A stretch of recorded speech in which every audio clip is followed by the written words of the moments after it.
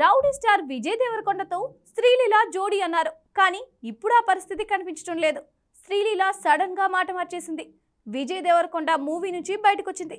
అంతే, వెంటనే golden ఆపర్చునిటీని కోల్పోయిందని comments పెరిగాయి. శ్రీలీల బయటకొచ్చిందని గతంలో కూడా గుసగుసలొచ్చినా వాటిని నిర్మాతలు ఖండించారు.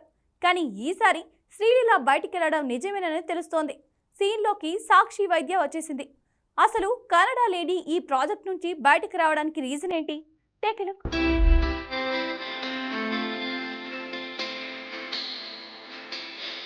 విజయ్ దేవరకొండతో జోడి కట్టాలనేది యంగ్ హీరోయిన్ల డ్రీమ్. ఆ విషయంలో జాన్వీ కపూర్ నుంచి సారా అలీ ఖాన్ వరకు నార్త్ హీరోయిన్లే కాదు, సౌత్ ముద్దుగుమ్మలు కూడా రౌడీ స్టార్ సరసన మెరవాలని అనుకుంటారు. కానీ శ్రీలీల మాత్రం మెరవాలనుకోవట్లేదు. గౌతమ్ తిన్ననూరి మేకింగ్ లో రౌడీ స్టార్ చేయబోయే సినిమా నుంచి శ్రీలీల బయటకు వచ్చింది. ధమాకా, భగవంత్ కేసరి హిట్ల తర్వాత శ్రీలీల కళ్ళు నెత్తికెక్కాయా?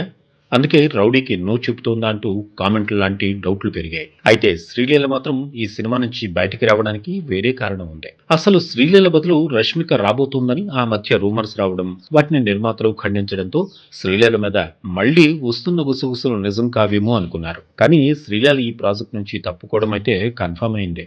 గౌతమ్ తిన్ననూరి మేకింగ్ లో ఎప్పుడూ పట్టాలెక్కాల్సిన విజయ్ మూవీ ఫ్యామిలీ స్టార్ సినిమా వల్లే డిలే అయింది.